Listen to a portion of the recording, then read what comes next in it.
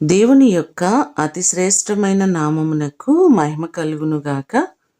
ఈ ఉదయకాలము మీకందరికీ వందనాలు తెలియచేస్తున్నాను. ఈ దినము మిమ్ములను బలపరచు దేవుని మాట, ఆశీర్వాదమునకు వారసులౌటకు మీరు పిలువబడితిరి. 1 పేతురు వ్రాసిన పత్రిక 3వ అధ్యాయము 9వ వచనం. ఆశీర్వాదమును పొందుకొనుటకు ఆయన మనలను పిలిచారు.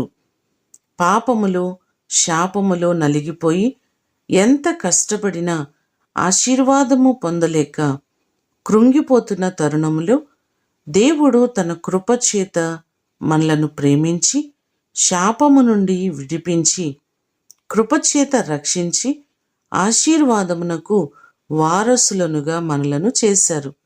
ఇది ఎంత గొప్ప ఆధిక్యత అండి!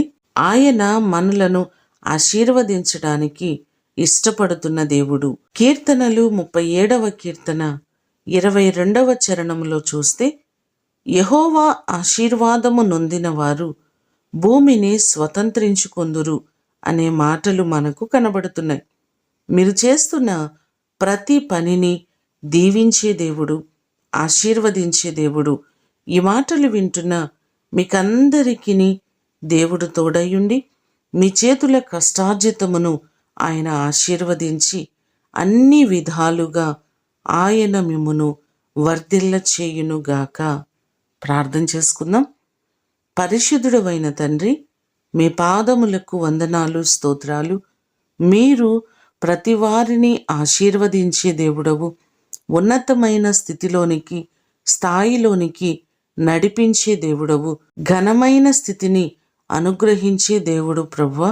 నీ కృపచేత మా ప్రియులెల్లరినీ జ్ఞాపకము చేసుకొని ప్రతి వారిని మీరు దీవించండి, ఆశీర్వదించండి. ప్రతి కుటుంబానికి క్షేమాన్ని మీరు కలుగచేయండి.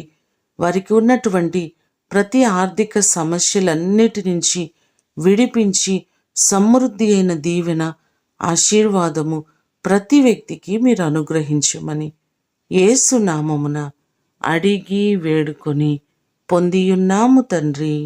ఆమేన్. దేవుడు మిమ్ములను దీవించునుగాక.